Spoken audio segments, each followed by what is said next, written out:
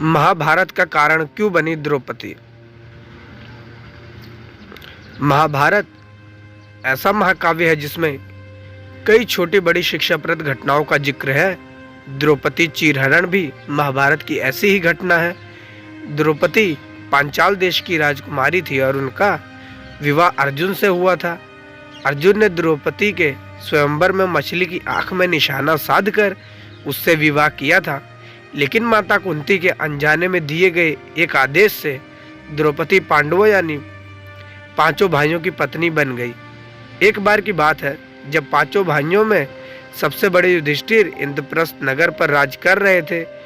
उस समय हस्तिनापुर का राजकुमार दुर्योधन था और पांचों पांडव उसके चचेरे भाई थे।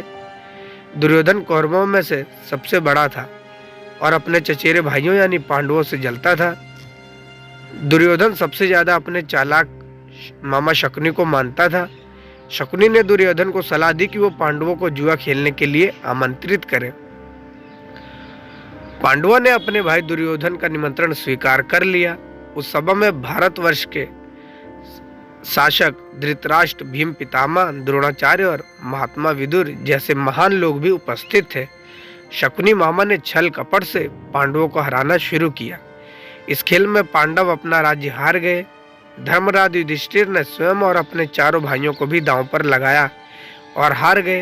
अंत में जब दांव पर लगाने के लिए उनके पास कुछ भी नहीं बचा तो उन्होंने अपनी पत्नी द्रौपदी को दांव पर लगा दिया। दुर्योधन तो जैसे इसी पल का इंतजार कर रहा था। शकुनी मामा की मदद से उसने जुए में द्रौपदी को भी जीत लिया। द्रौपदी को जीतने के बाद दुर्योधन ने अपने भाई दुशासन को आदेश दिया कि वो द्रौपदी को भरी सभा में बाल पकड़कर और घसीटते हुए लेकर आए। भाई से आज्ञा मिलते ही दुशासन द्रौपदी के कक्ष में गया और उसे सभा में चलने को कहा।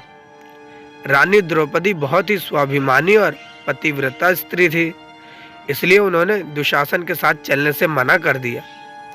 दुशासन ने गुस्से में आकर द्रौपदी के बाल पकड़ लिए और उसे खींचते हुए भरी सभा में लाकर खड़ा कर दिया। दुर्योधन ने दुशासन को आज्ञा दी थी कि वो द्रौपदी को भरी सभा में निर्वस्त्र कर दे। दुशासन ने जैसे ही द्रौपदी के वस्त्र को हाथ लगाया, द्रौपदी ने श्री कृष्ण को मदद के लिए पुकारा। श्री कृष्ण अपने भक्तों को कभी नाराज नहीं करते। कृष्ण ने जब द्रौपदी को करुणा पुकार सुनी तो उन्होंने द्रौपदी की साड़ी को बढ़ाना शुरू कर दिया। दुशासन द्रौपदी का चीर देखता रहा और खींचता रहा, लेकिन वो जितना खींचता वस्त्र उतना ही बढ़ता जाता। अंत में दुशासन थक कर हार गया, किंतु द्रौपदी का वस्त्र हरण नहीं कर सका।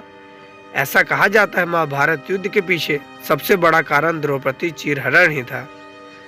तो ये थी हमारी आज की कहानी। आशा करते कहानी आपको कैसी लगी होगी। कहानी कैसी लगी अपनी राय कमेंट करके जरूर बताएं। साथ ही वीडियो को लाइक कर दें, दोस्तों तक शेयर कर दें। चैनल पर नए हो तो सब्सक्राइब करना ना भूलें। साथ ही बेल आइकन को प्रेस करके ऑल पे सेट कर दें ताकि ऐसी ढेर सारी मनोरंजक कहानियां हम आप तक लाते रहें सबसे पहले। मिलते हैं फिर अगली वीडियो में एक नई